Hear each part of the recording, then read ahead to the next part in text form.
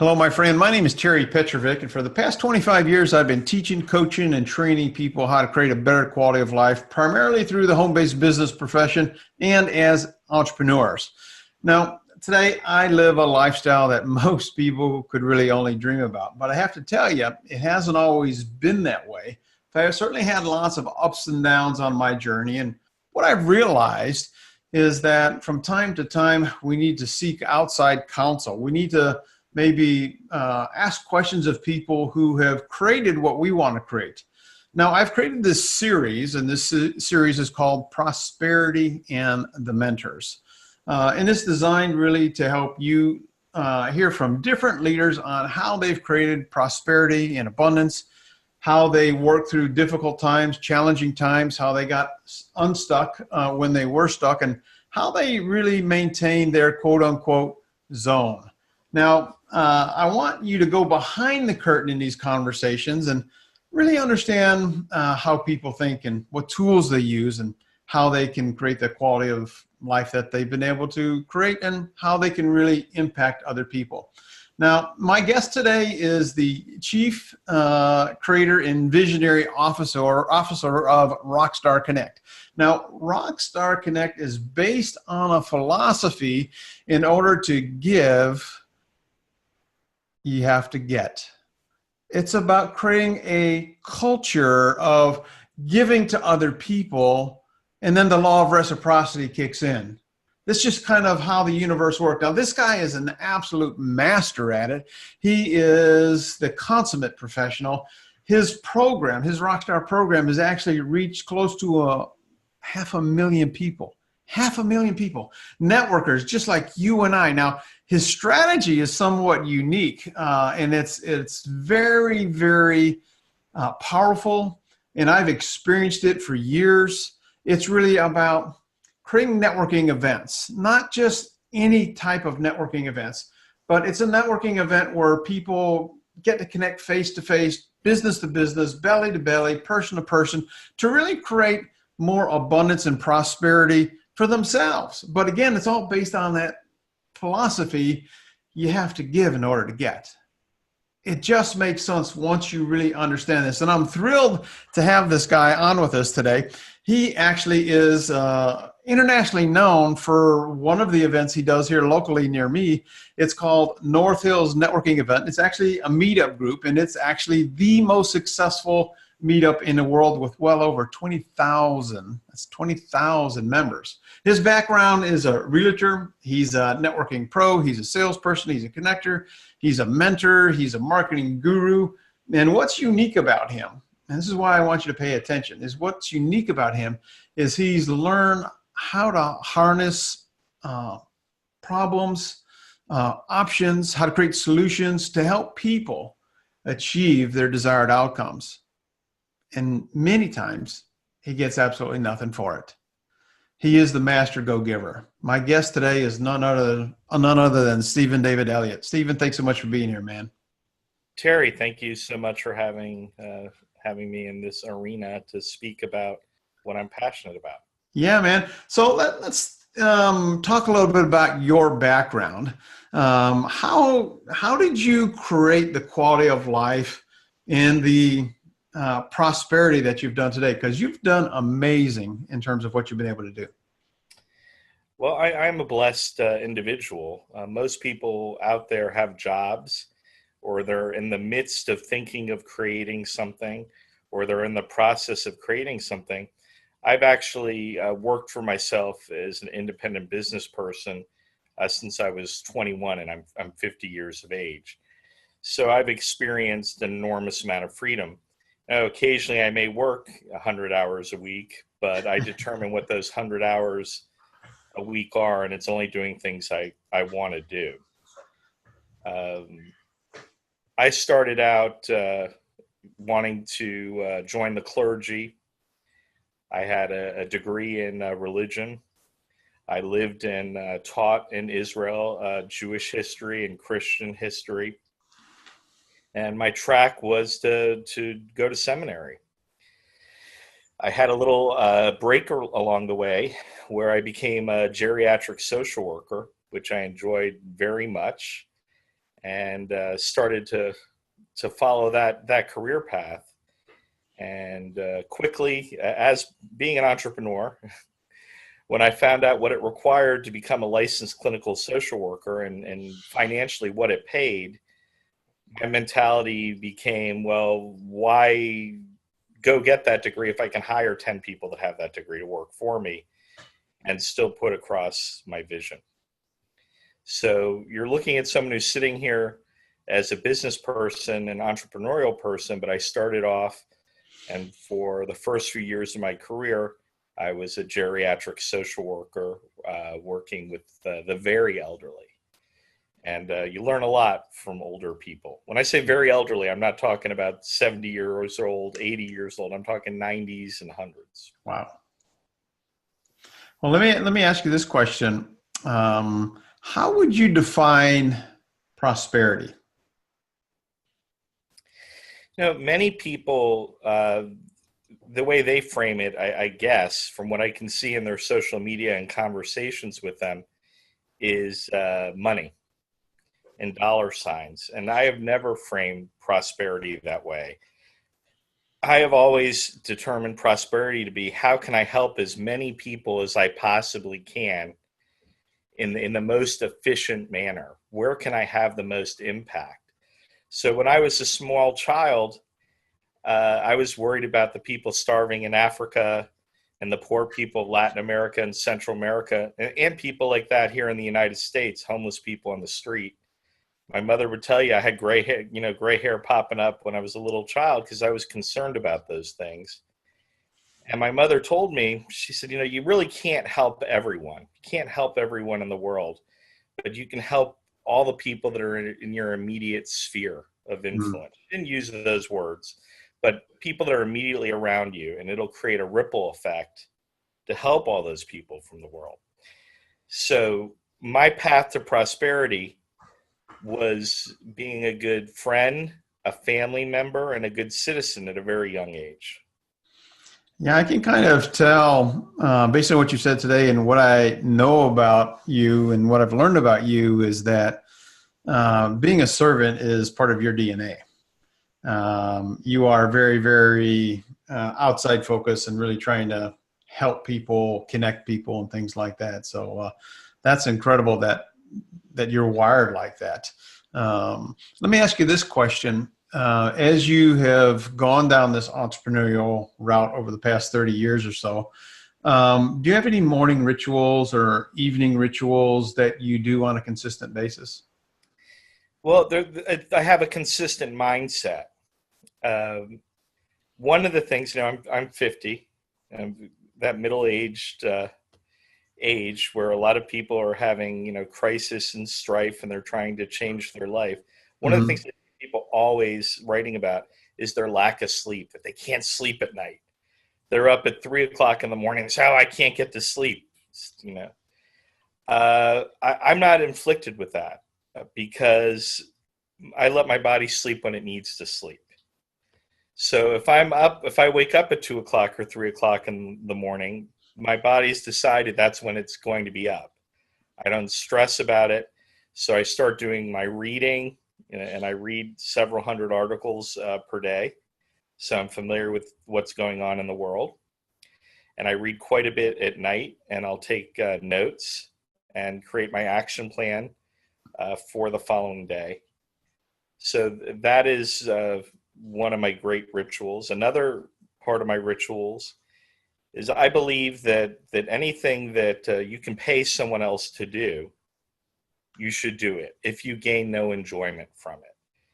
If you like to work in the yard and you get a lot of enjoyment from it, do it. But otherwise, you have to figure out your hourly rate and determine whether it's worthwhile.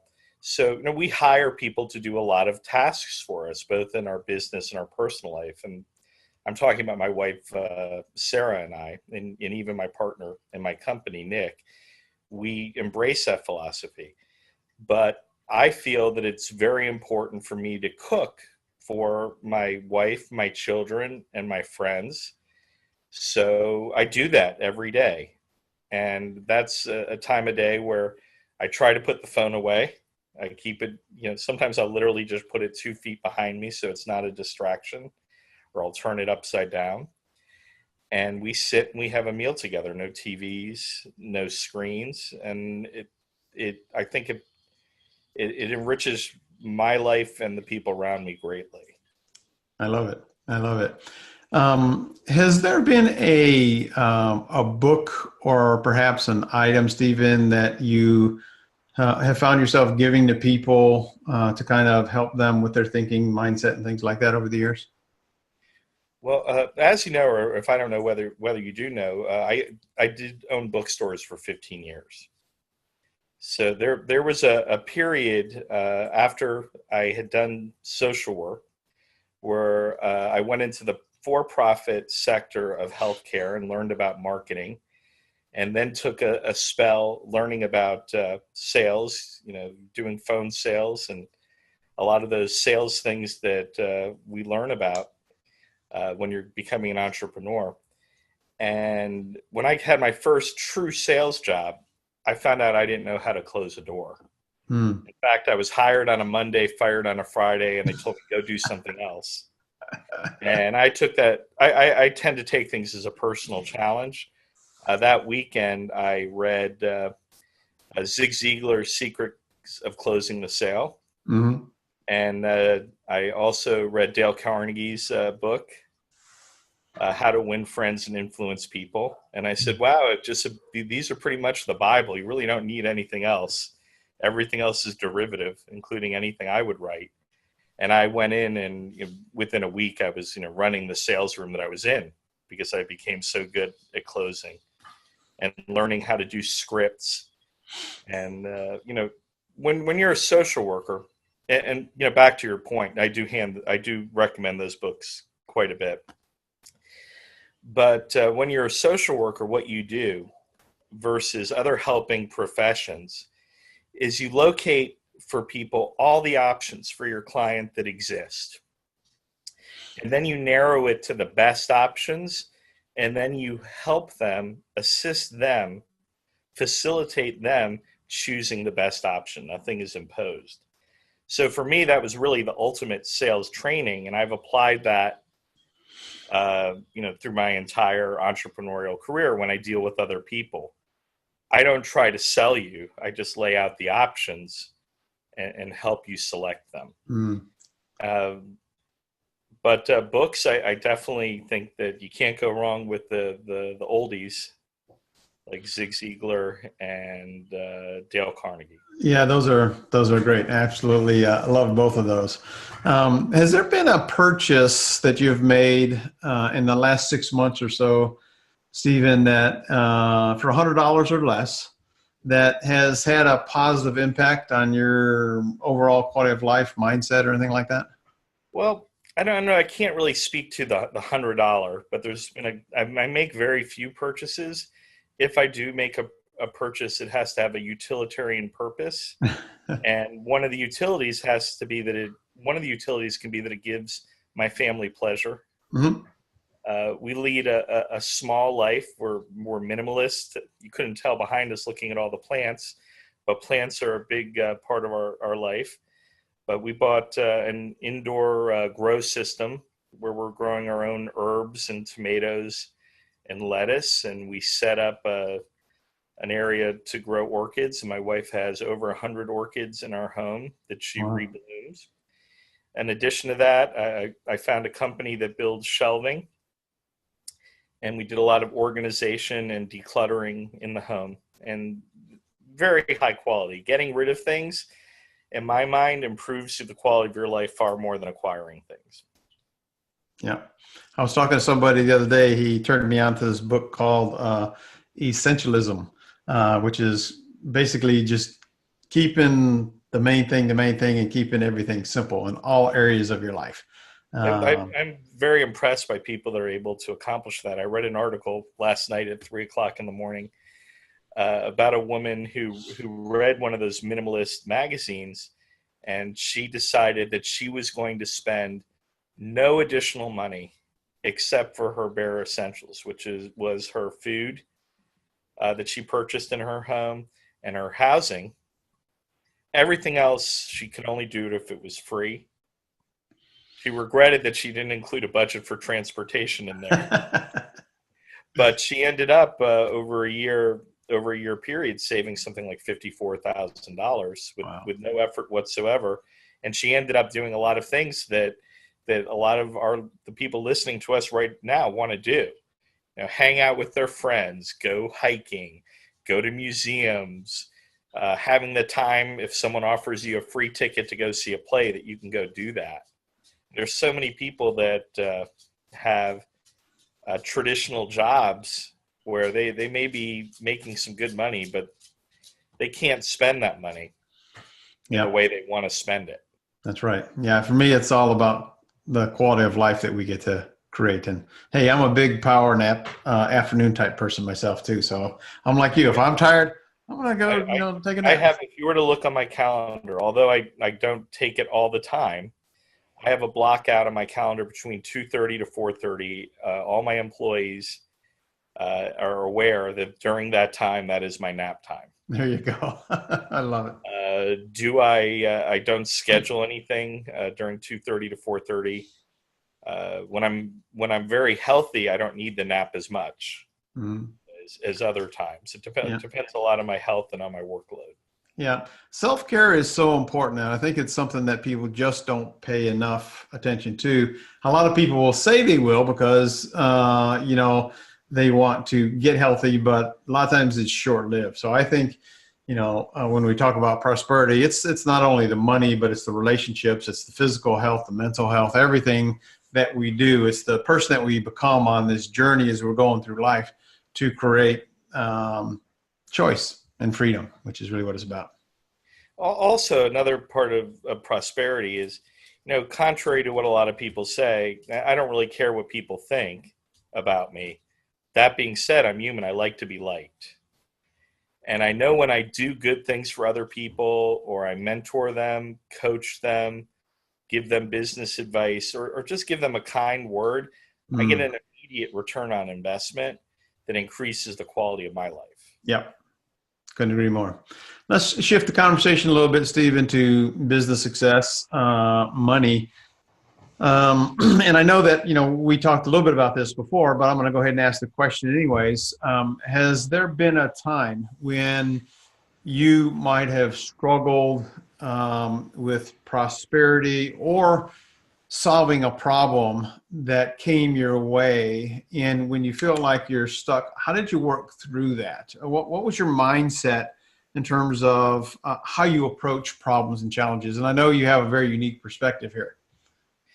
Well, part of the way I was raised, the people that I've been around, the people I've had the pleasure to work with, be coached by, mentored, the people that are in my life, my family, my friends, and cohorts, I really do not see anything as a failure or a setback.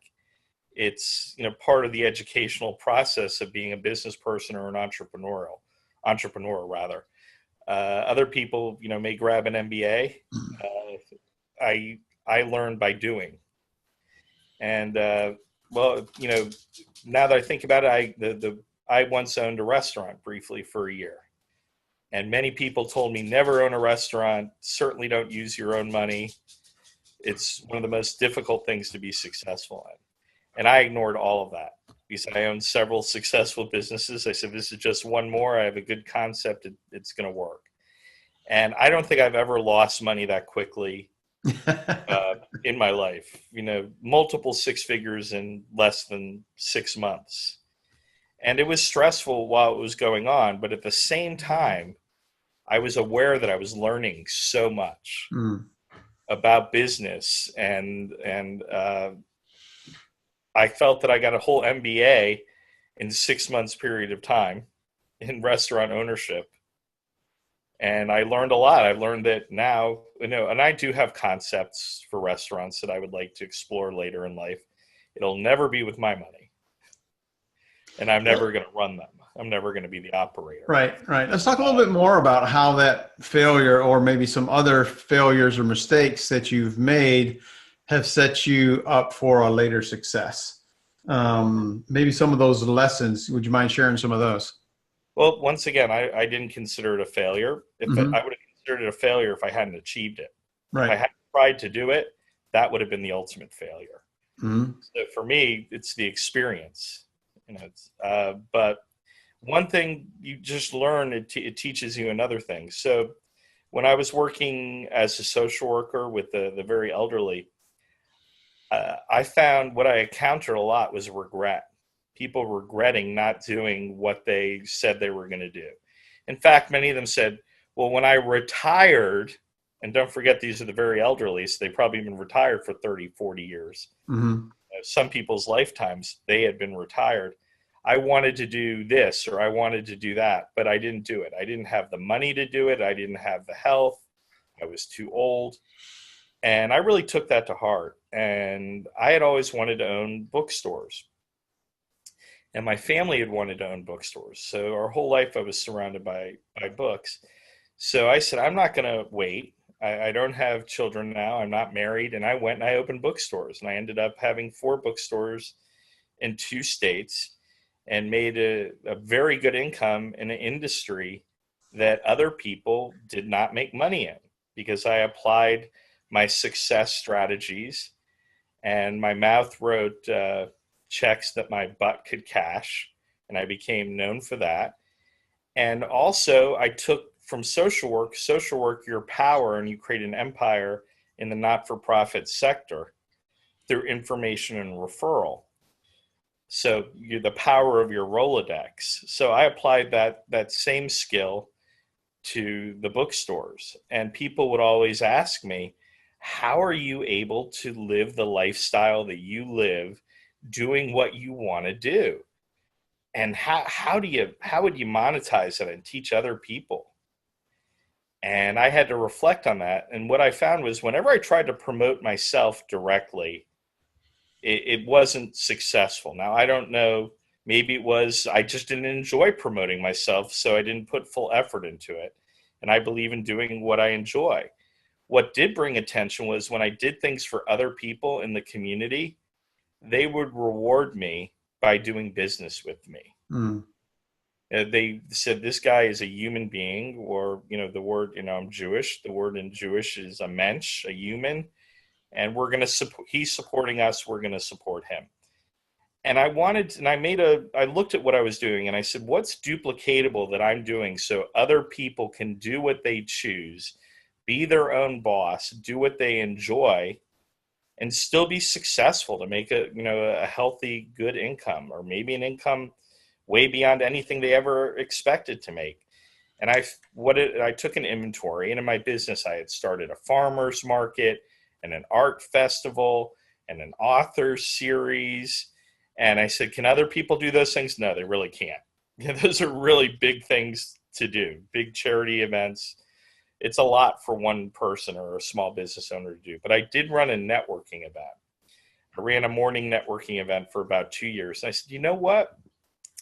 This networking event enabled me to do all those other things I just spoke about, the farmers markets and the art festivals, and it's duplicatable. People can run a networking event. So I thought about that and I called up my brother Jeffrey, who's 22 months younger than me.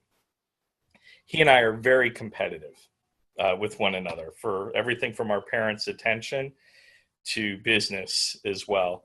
And he is a guru in the culinary industry, probably at the very, very top of the culinary industry. And he certainly was one of the people that warned me against opening a restaurant that I ignored. But I told him, I said, if someone could establish their own networking event and build their network and their information referral and their sphere of influence around them, utilizing the networking event, they could be successful in any career. And he said, oh, well, that's not true. I don't think it's a very good idea. I don't see how you can monetize this. And I took that as a personal challenge, much like when I was doing sales and spent that weekend and got 2 books. I just started floating the idea in my head. And a real estate agent came into one of my bookstores, a young woman, and I have to tell you, and a lot of people here, you live or die by your prospecting. She was the first real estate agent in 15 years to ask me for my business or for referrals, if you can believe it. And I'm in a retail space. I mean, I'm a captive audience. It's pretty hard for me to run away from someone who's asking me for a direct referral. I'm easy pickings. So, of course, I spoke with her, and I have a tendency when someone tells me about their business to share ideas with them on how they can be more successful in their business. And I told her about my idea, and she said, wow, that's really a great idea. Well, it's a one-sentence idea. But she thought it was a great idea. Her broker owner called me the next day and said, I'd like to meet with you. I spoke to him about my program. It could have been 5 minutes. It could have been 30 minutes. I don't know. And he opened up a checkbook. He said, how much is it going to cost to get this idea rolling? And I sort of stepped away from it. It was startling. I didn't expect that. Because, you know, you're always looking to see, can you monetize something, and someone's writing a check to you? That's a big deal. I've always been self-financed. And I said, you know what? I'm going to become a real estate agent, and I'm going to create this program and see if it works. That's the only way you know. So I sold my bookstores, which was great. So at the same time, someone asked to buy them. So I didn't have to put them on the market. And I have to tell you, if you're in small business, if someone offers to buy your business, you better think about it, because when you want to sell it, it's a lot harder. When other people want to buy it, that's the opportune time. I sold my bookmobile that I went to go buy rare books in, and I bought a Mercedes, to be that super cool real estate agent. And I went on eBay and I bought suits from a minister in Detroit. I think I bought 12 boxes of suits for $85. The shipping was much more than what I paid for the suits. How long ago was this? Yeah, so I got some rockin' suits. I got a real estate license and started selling real estate and started my networking event. And really, there was a sort of a fight for me right at the beginning. A lot of firms wanted to work with me because they knew who I was. And they knew this guy, if he has an idea, they want to have access to that idea. And utilizing my program, I became the number one agent in, the top 1% of brokers in my firm in the country in 3 months. Wow.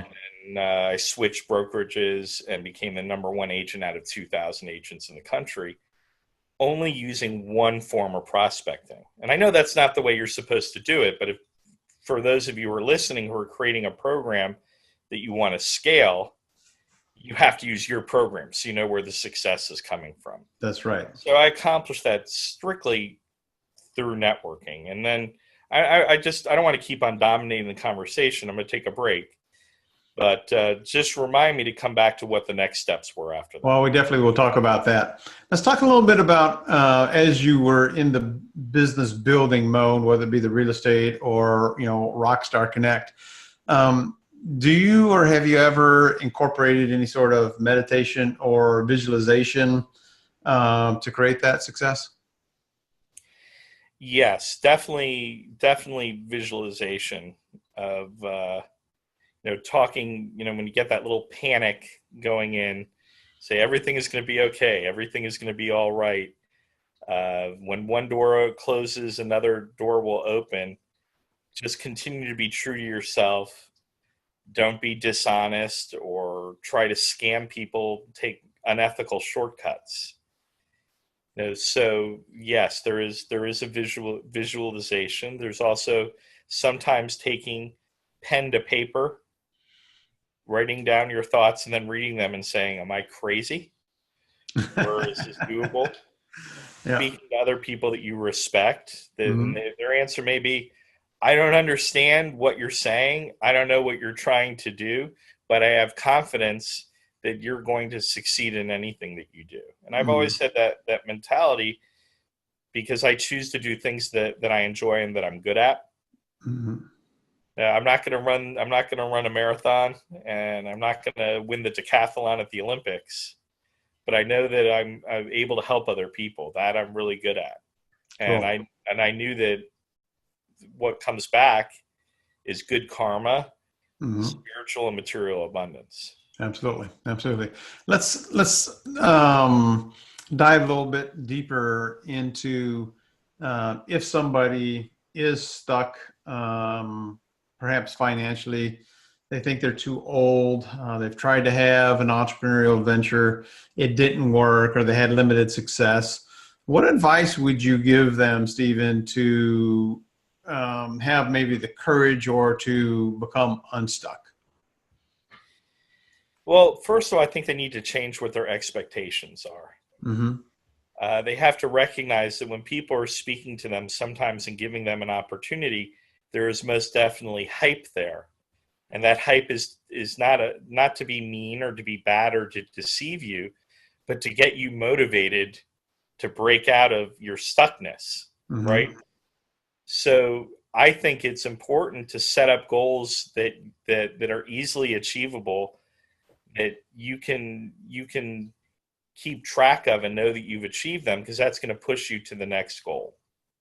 Also, prevent yourself from getting stuck to begin with, right? How do you do that? Yeah, great question. Well, I'm a nice person, and I want to help other people, but sometimes people will mistake that for, well, this guy, he's going to say yes to everything. If I ask him to do something, he's going to do it. I will do what's going to help me move forward in my business, which helps hundreds of thousands of people move forward in their business, because I'm reaching to the many. If I'm asked to do something that's going to detract myself from that laser goal, I apologize to the other person, and I may direct them in another way where they can achieve their goals. But sometimes, because people are flattering you or they respect you, you may get involved in something that will ultimately lead to that awful feared failure. So you can't overstretch yourself on time commitment, financial commitment. Got to be very careful not to do that. Mm-hmm. One of the things that I heard you say earlier in terms of your career and your success is staying true to you and what your strengths are in building. I think a lot of times people are pulled in different directions because of what other people think they should be doing, and they don't get the joy, the fulfillment Well, that they you know want. what? It may also be, if money was my sole motivation. If money was my sole motivation, I would be open to many more Mm. things. But it's also doing the thing that I enjoy is more important. Right, right. So someone will point out to me, an opportunity where I can make a lot of money. I go, well, I enjoy what I'm doing, and I have the capability to make a lot of money with what I'm doing. I'm glad you have your thing. Mm-hmm. But if it was all about the money, maybe I would sell weapons or crack cocaine. If it was just about the money, I understand it's pretty easy to make money in those fields, Yeah, but yeah. that's not what I'm about. I'm about, lifting up other people. I mean, I want to be that social worker that I Mm. started out being, but have the most impact, right? That's my goal. Yeah. Let's say somebody is, I don't know, 40, 50, 60 years old plus, and they're kind of lost. They've lost their direction in terms of what gives them that joy and fulfillment. How would you suggest that they find it or rediscover themselves so that they could maybe reinvent themselves? Well, part of that falls under self-care, like you had discussed. I think that someone who's that age should reach out to other people in their life who they consider successful Mm-hmm. and happy, and get some advice from them. Or if they have the financial wherewithal, they should get a coach or take some entrepreneurial courses. They should go online and investigate what other people are doing. I mean, some of the articles I really liked when I was younger, and I think because I jumped on those things when I was younger, it was easier to determine what I was going to do when I was older. But it's never too late. Is the articles like the 6 most satisfying careers you can have, or how are other people making money? What are they doing that's successful? And then either copying them or modifying what they're doing to in your own life. Mm-hmm. Uh, Not everyone is going to be an entrepreneur, and a lot of people. And I don't want to insult anyone that's listening, so I'm not going to go into a lot of detail on that. But just because you think you're an entrepreneur doesn't mean you're an entrepreneur. That being said, those of you who want to be an entrepreneur, if you're constantly thinking about how you can do things on your own terms with independence and freedom and creativity, that's what makes you an entrepreneur. Mm. Not So doing something that's imposed upon you. right. So if somebody has gone down that route and tried, whether it be, you probably know the statistic better than I do, and the number of people who get the real estate license who actually never sell a house. You know, they have that interest, but not a commitment, and they're not really willing to do the work, but they know they should be, and they know they might be feeling a little bit guilty because they haven't created the quality of life that they want, the prosperity, the financial abundance, the physical health, the relationships, or whatever. Um, how do they get back on track? Is it they? Yeah, there's some very simple ways to get back on track. Look at the people that are successful around you. Read articles on other successful people in your profession, and then make a checklist Mm, of those successful rituals and requirements to be successful in that field, and check off what are you doing. On the other hand, you should also have another list of the things that you should not do that will make you unsuccessful, and determine how many of those things you're doing and how can you eliminate those things. Now, for me in real estate, when I started in real estate, I had no question that I was going to be successful in real estate.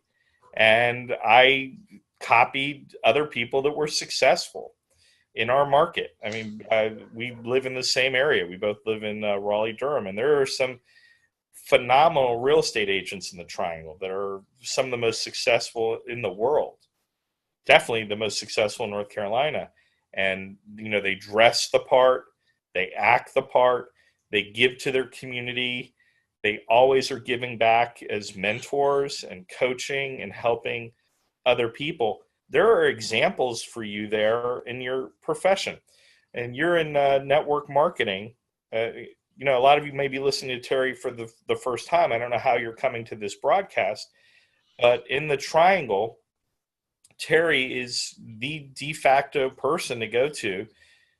Maybe there's a handful of people like that. Maybe I can think of the top of my head 5 people in the Triangle that really are experts and have refined network marketing, where not only are they successful, they're respected, and they teach other people how to do it in a successful manner.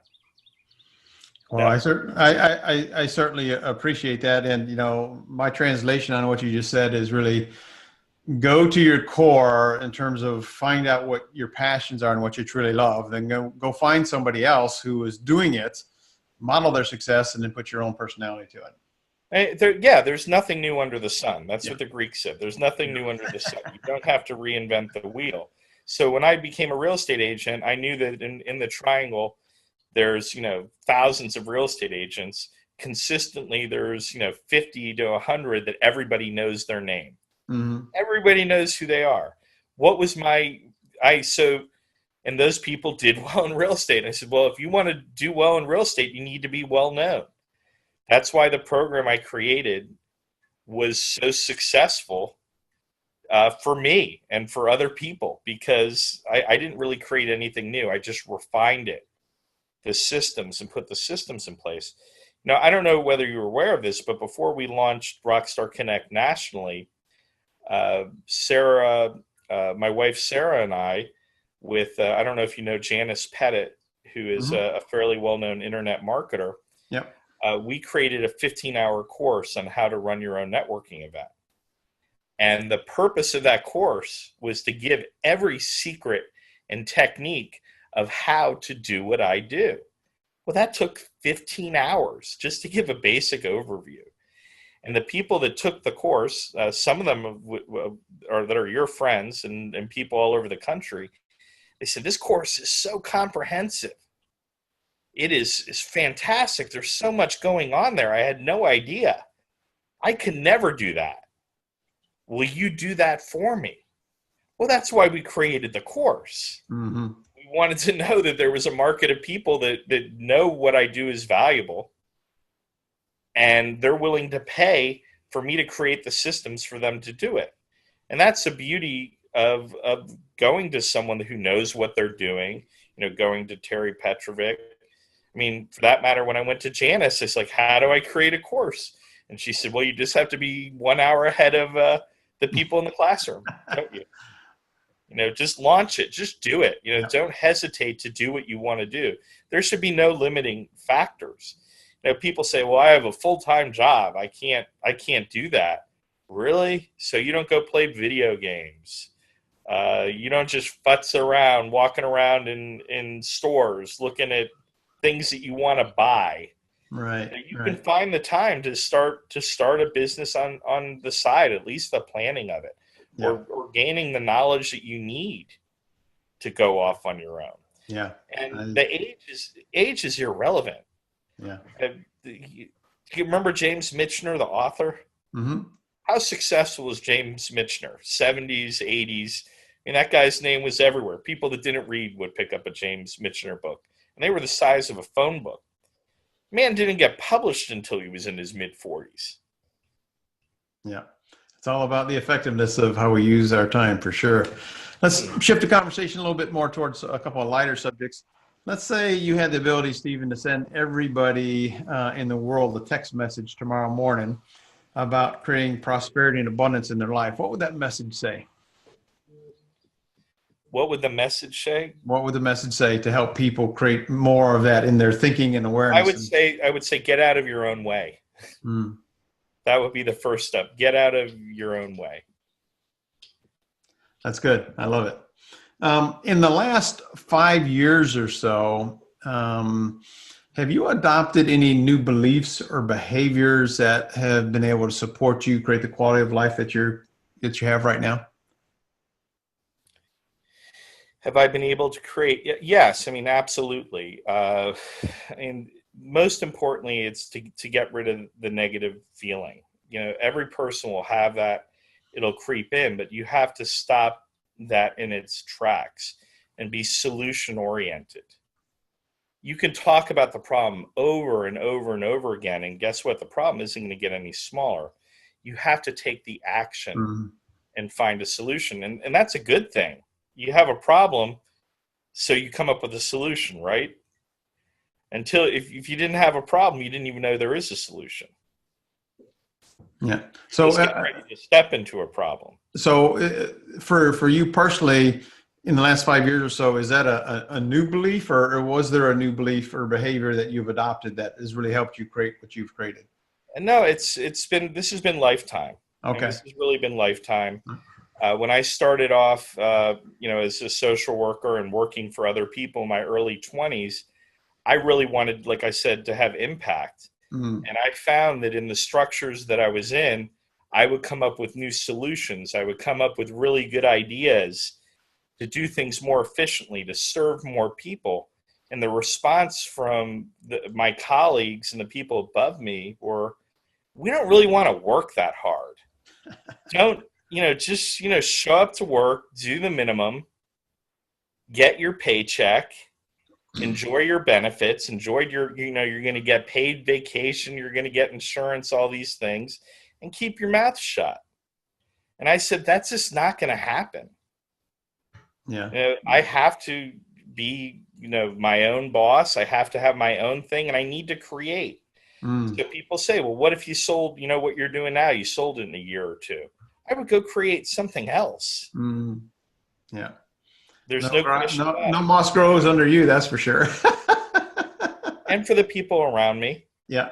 Yeah. The people I surround myself with. And, when you go to networking events, you're going to people with that type of mentality, different levels, they're on different parts of the ladder potentially, but they're all going in the same direction or want to. Right. Right. Is there an unusual habit or thing that you love?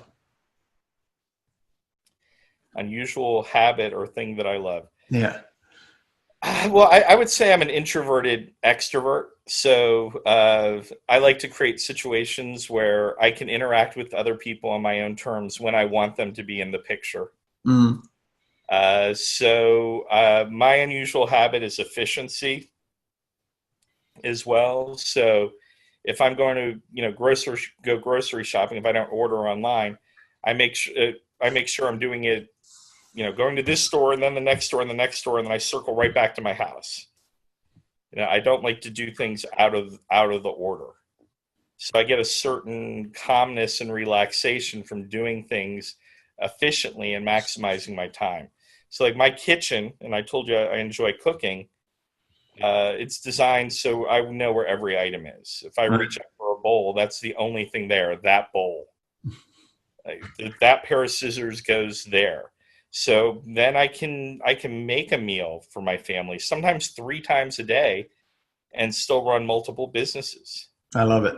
I love it. And it's calming. It just feels good. I think there's no pride in paying retail. Anyone can pay full price. So that's an unusual habit, that I try to break myself from, because it's limiting. Sometimes you have to pay full price for some value, and spending the time doing all the research to save a few bucks can be better put towards growing your company. Gotcha. Do you have a mantra or a saying that you've said to yourself consistently over the years? No, I wouldn't say that I have a consistent mantra beyond the fact that about helping other people. I mean, that's always, do right towards other people. That's always been, I guess, my mantra, whether I'm aware of it or not. Yeah, I would think how other people feel. I don't want to hurt people, or I have a pretty powerful personality. And passionate, and sometimes people can mistake that for anger. And I don't want to make people feel sad or give up. So I have to step back and say, tone it down a little bit, bring it back down to everybody else's level of passion. Right. Well, I see you as the type of person that goes into almost every conversation, every relationship, saying to yourself, how can I help this person? Because that's just, again, it's part of your DNA. I think it's kind of how you're also wired. It's part, as it's ongoing in the relationship, it's how can we make this a win-win situation? Yeah. How can I turn my no into someone? When I tell someone no, how can I make that into a good thing? Yeah, absolutely. Well, Stephen, I just want to say thanks so much for sharing all your wisdom here, man. You're an inspiration in terms of your character, your core values, your passion for helping people. And I think if people would just embrace the simplicity of trying to serve and help others, they probably would be a whole lot further along their journey in terms of creating prosperity and abundance. But let's say somebody wants to connect with you, Stephen, and learn more about Rockstar Connect. What's the best way for them to do that?